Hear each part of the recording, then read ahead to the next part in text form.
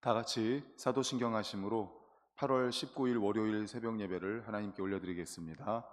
전능하사 천지를 만드신 하나님 아버지를 내가 믿사오며 그 외아들 우리 주 예수 그리스도를 믿사오니 이는 성령으로 잉태하사 동정녀 마리아에게 나시고 본디오 빌라도에게 고난을 받으사 십자가에 못 박혀 죽으시고 장사한 지 사흘 만에 죽은 자 가운데서 다시 살아나시며 하늘에 오르사 전능하신 하나님 우편에 앉아 계시다가 저리로서 산자와 죽은 자를 심판하러 오시리라.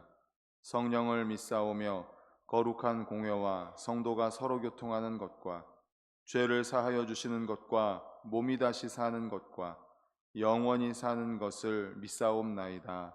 아멘. 찬송가 524장입니다.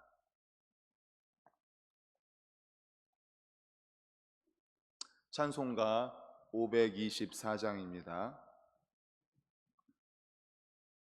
함께 찬송합니다. 갈 길을 밝히 보이시니 주 앞에 빨리 나갑시다. 우리를 찾는 구주 예수 곧 오라 하시네. 죄악 벗은 우리 영혼은 기뻐 뛰며 주를 보겠네. 하늘에 계신 주 예수를 영원히 섬기리. 우리를 오라 하시는 말 기쁘게 듣고 순종하세. 구주를 믿기 지체 말고 속속히 나가세. 죄악 벗은 우리 영혼은 기뻐 뛰며 주를 보겠네. 하늘에 계신 주 예수를 영원히 섬기리.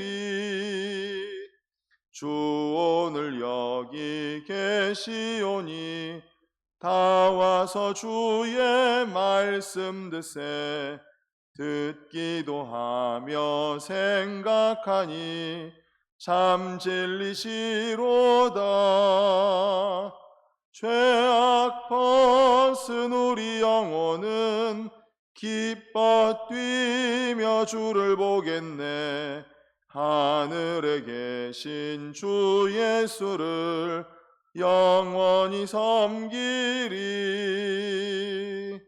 아멘. 이 시간 우리 합심하여 통성으로 기도하시겠습니다. 오늘은 우리 나라와 민족을 위해 기도하겠습니다. 정치, 경제, 사회, 문화, 교육, 국방 전반에 걸쳐서 안정을 찾을 수 있도록 우리 나라와 민족을 위해서 우리 한국교회가 기도할 수 있도록, 한국교회가 또 빛과 소금이 될 수 있도록 기도하겠습니다. 그리고 두 번째로는 계속되는 더위로 인하여서 우리 성도님들 온열 질환 걸리지 않도록 건강하실 수 있도록, 또 코로나가 재유행하고 있습니다. 우리 성도님들의 건강을 위해서, 또한 영적인 건강, 믿음을 위해서 우리 다 같이 주여 한번 외치시고 통성으로 기도하시겠습니다. 주여. 하나님 아버지 감사합니다. 새벽을 깨워주시며 주님 앞에 나와 이렇게 찬양으로 영광 올려드리게 하시고 경배드리게 하시고 또 아버지께 간절한 마음으로 기도드리게 하시며 말씀 받고 예배드리면서 하루를 시작할 수 있도록 은혜 내려주시니 감사합니다. 하나님 아버지, 저희들을 받아주시옵소서. 저희들을 받아주시옵소서. 이 땅을 살아가면서 믿음으로 살아가게 하여 주시되, 아버지 하나님, 특별히 아버지 하나님 기도하면서 하나님 아버지께 간구하면서 아버지 응답으로 은혜 받으며 살아가게 하여 주시옵소서. 저희들이 시간 마음을 모아서 기도드립니다. 우리나라 대한민국 아버지 위하여 기도드립니다.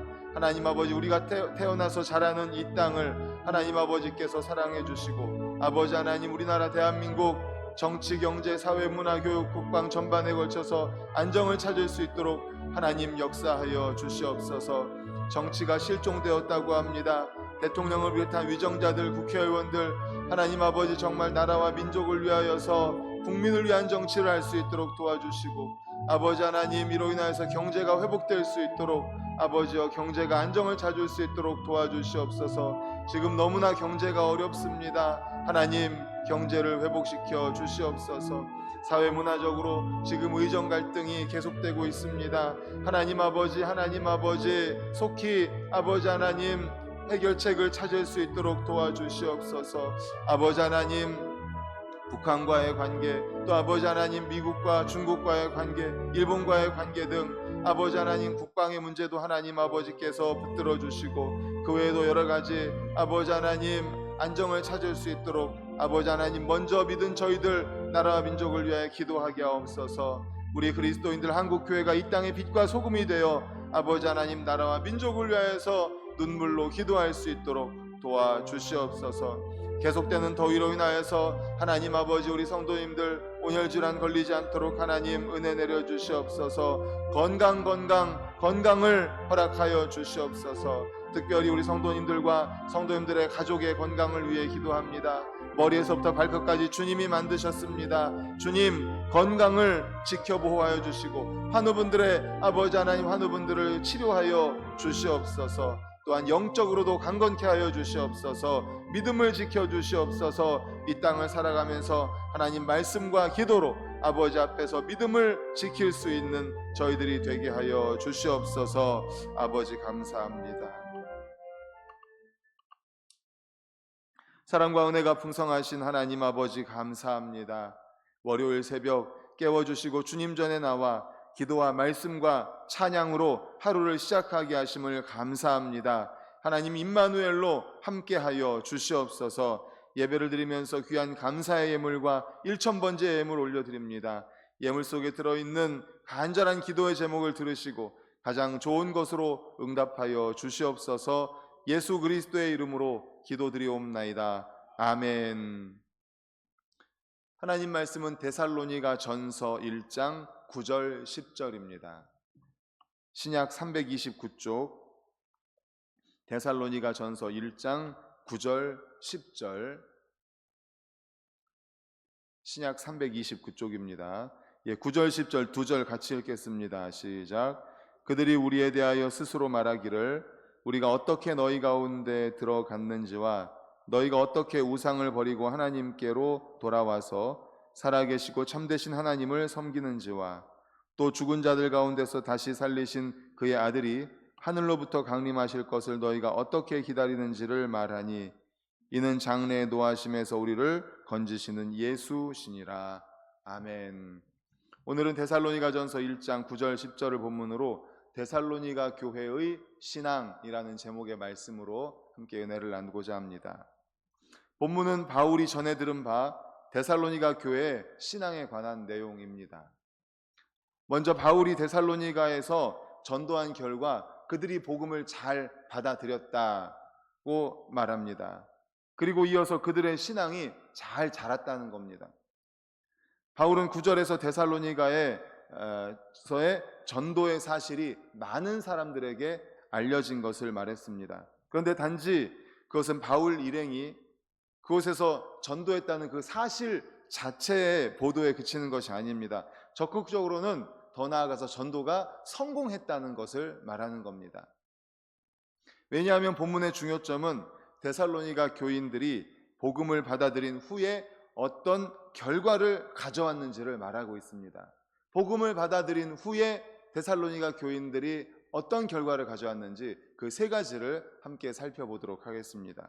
첫 번째, 우상에서부터 하나님께로 돌아왔습니다. 우리 9절의 전반부를 같이 읽겠습니다. 9절 시작. 그들이 우리에 대하여 스스로 말하기를 우리가 어떻게 너희 가운데 들어갔는지와 너희가 어떻게 우상을 버리고 하나님께로 돌아와서, 여기까지 보겠습니다. 너희가 어떻게 우상을 버리고 하나님께로 돌아와서, 그들이 우상을 버리고 우상에서부터 하나님께로 돌아왔다라는 겁니다. 믿음을 받아들이고 신앙을 받아들인 뒤에는 우상을 버리고 하나님께로 데살로니가 교인들이 돌아왔다는 겁니다. 즉 방향 전환이죠. 그리스도인이 된다는 것은 방향 전환입니다. 꼭 그리스도인이 되고자 하는 자는 반드시 옛 생활의 습관을 버리고 방향을 전환해야 됩니다. 그것을 우리가 뭐라고 합니까? 회심이라고 하죠. 회심. 회심은 방향 전환, 삶의 태도를 재정비하는 겁니다. 그리스도를 믿기 전에 우리가 어떤 방향으로 가고 있었습니까? 그리고 어떤 삶을 살고 있었습니까? 그 방향이 세상으로 가고 있었다면 완전히 방향 전환을 180도 해서 하나님께로 돌아오는 겁니다.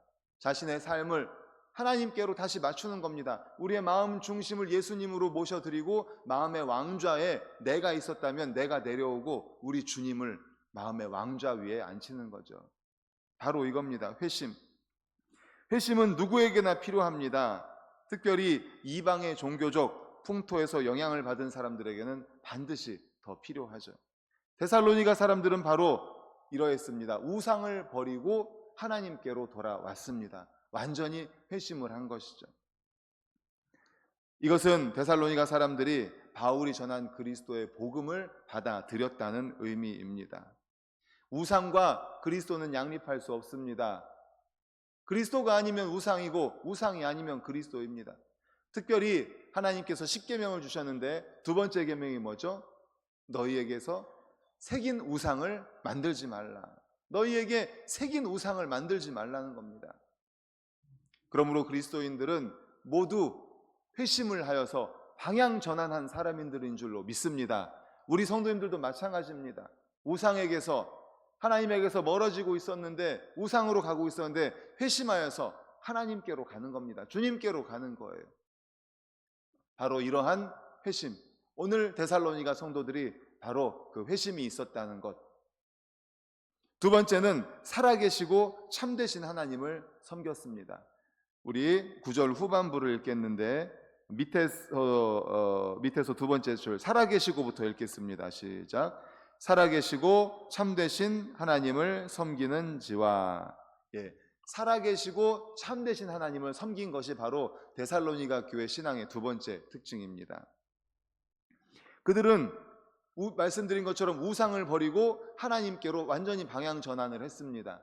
그런데 거기서 멈춘 것이 아닙니다.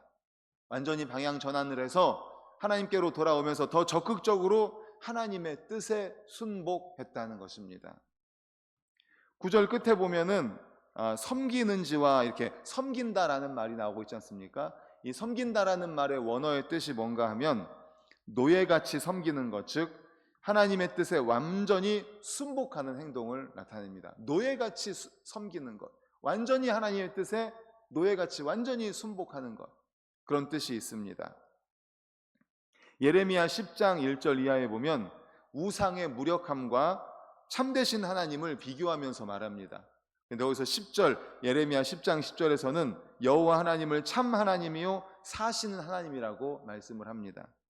바울이 데살로니가 성도들이 우상에게서부터 하나님께로 돌아왔다는 것을 말했을 때 거기에 그치지 않았고 살아계시고 참되신 하나님을 섬긴다라고 한 것은 바로 이 예레미야의 말을 상기하고 예레미야 선지자가 이런 말을 했지라는 것을 생각하고 오늘 말씀을 한 것이죠. 또한 데살로니가 교인들이 섬긴다고 했을 때 그 섬긴다는 원어의 뜻이 노예같이 완전히 하나님의 뜻에 순복한다고 말했을 때 그것은 율법의 지배하에서 종의 입장에서 진짜로 노예의 입장, 종의 입장에 대해서 억지로 하는 것이 아니라 그리스도와의 관계에 있어서 신앙적인 기쁨의 섬김을 말하는 것입니다. 노예처럼 섬긴다고 했을 때 진짜 완전히 종이 돼서 노예가 돼서가 아니라 기쁨으로 하나님을 섬긴다라는 의미가 있는 것입니다. 바울은 과거에 율법의 종으로서 그렇게 실패한 경험이 있지 않습니까? 그런데 이제 그 입장을 떠나서 주 예수를 통해서 마음에서부터 기쁨으로 주님을 섬기고 있지 않습니까? 바로 사도 바울의 그러한 섬김을 본받아서 데살로니가 교회 성도들이 기쁨으로 주님을 섬기고 있다는 사실을 믿으시기를 간절히 축원합니다. 아멘. 이렇게 먼저 두 가지, 그들이 데살로니가 교회 성도들은 신앙을 받아들인 후에 회심을 했다는 거죠. 완전히 방향 전환을 했다는 겁니다. 우상에서 하나님으로. 그런데 거기서 멈추지 않고 더 적극적으로 나아가서 기쁨으로 하나님을 섬겼다. 마지막 세 번째 특징은 그리스도의 재림을 기다리고 있다는 겁니다. 우리 10절을 다 같이 읽겠습니다. 시작. 또 죽은 자들 가운데서 다시 살리신 그의 아들이 하늘로부터 강림하실 것을 너희가 어떻게 기다리는지를 말하니 이는 장래의 노하심에서 우리를 건지시는 예수시니라. 아멘. 그리스도의 재림을 기다리는 것, 바로 그들의 소망이죠. 예수 그리스도의 구원 사역은 우리가 잘 아는 것처럼 죽음에서 끝나지 않습니다. 우리를 위해 십자가에 달려 죽으시는 것 중요합니다. 우리의 모든 죄를 짊어지고 죽으시는 것. 하지만 거기서 멈추지 않습니다. 부활하셔야죠. 부활의 첫 열마가 되셨습니다. 하지만 거기서 멈추지 않습니다. 하늘로 승천하셨습니다. 그러면서 뭐라고 약속하셨어요? 승천한 대로 그대로 내가 재림할 것이다. 바로 거기까지가 예수 그리스도의 사역입니다. 그러므로 우리도 재림 예수를 기다리고 있습니다. 언제가 될지는 모릅니다. 예수님도 언제가 될지 모른다고 했어요. 누구만 아세요? 하나님만 아신다고 하셨습니다. 그 때와 그 시는 하나님만 아시는데, 하지만 분명한 것은 예수님이 다시 오십니다. 그 재림을 데살로니가 교회 성도들은 기다리고 있었다는 것입니다. 오늘날 예수를 그리스도라 고백하는 우리 성도님들 가운데서도 그리스도의 재림에 대해서는 생각하지 않고 믿지 않는 분들이 계십니다. 하지만 그건 옳지 않습니다. 올바른 신앙이 아닙니다. 주님은 반드시 온다고 하셨습니다.